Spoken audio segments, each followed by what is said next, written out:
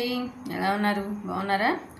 నేనైతే యాక్చువల్గా ఇదివరకు చక్కగా డైలీ వాకింగ్ అయితే 1 అవర్ చేసేదాన్ని. ఈ మధ్య ఏమైందో ఒక 3-4 మంత్స్ నుంచి శీతాకాలం మొదలైన తర్వాత అస్సలు చేయటం మానేసేసాను కంప్లీట్గా. చలికి ఇబ్బంది పడుతూ తుమ్ములు వస్తున్నాయి అని చెప్పేసి. నిన్న జనరల్గా మామూలుగా కొంచెం తుమ్ములు అయ్యి వస్తున్నాయి, శీతాకాలం తగ్గి ఎండొచ్చినా సరే అని చెప్పేసి డాక్టర్ గారి దగ్గరికి అయితే వెళ్ళారనమాట. జస్ట్ ఎలర్జీ అమ్మ, అది ఏం ప్రాబ్లం లేదనేది చెప్పారు. చెప్పేసి అసలు డైట్ ఇయ్యమ్మా, ఇప్పుడు మీరు వాకింగ్ చేయొద్దా, హెల్త్ గురించి కాన్సన్ట్రేషన్ లేదా, వాకింగ్ చేసుకోకపోతే ఎలా, అది ఇది వాటి వల్ల కొన్ని సమస్యలు అయితే తగ్గిపోతాయని ఫుల్ రఫ్ అండ్ టఫ్ అయితే ఇచ్చారు. సరే ఇంకా ఎందుకు మానాను, ఎట్లానో సీజన్ సెట్ అయింది కదా అని చెప్పేసి చాలా నెలల తర్వాత ఈరోజైతే అలా వాకింగ్ చేద్దామని అయితే స్టార్ట్ అయ్యాను.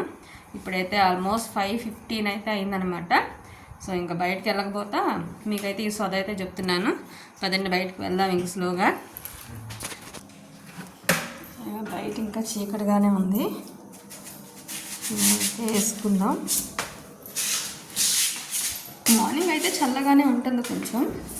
సో నేనే ఇంకా హెల్త్ డెడికేషన్ మిస్ అయిపోతుంది, చేసుకోవాలి అనే కాన్సెప్ట్ అయితే వెళ్తున్నాను అనమాట. ఇక్కడ బకెట్ అయితే పెట్టేస్తే మనకి వాటర్ అయితే పట్టేస్తారు కొంచెం, ఇంట్లో పక్కనుండే ఆంటీ వాళ్ళు.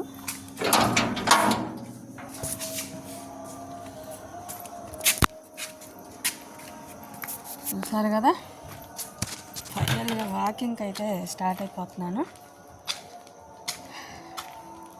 ఇది గుర్రం అయితే వెళ్తూ ఉందన్నమాట.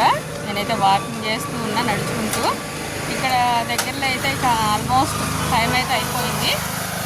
ఒక 20 మినిట్స్ పైన చేశాను. ఇంటికి అయితే వెళ్ళిపోదామని నడుస్తూ వెళ్తూ దగ్గరలో పాల షాప్ అయితే ఉంది. సరే పాలు అయితే తీసుకుని వెళ్దామని షాప్ అయితే వెళ్తున్నా.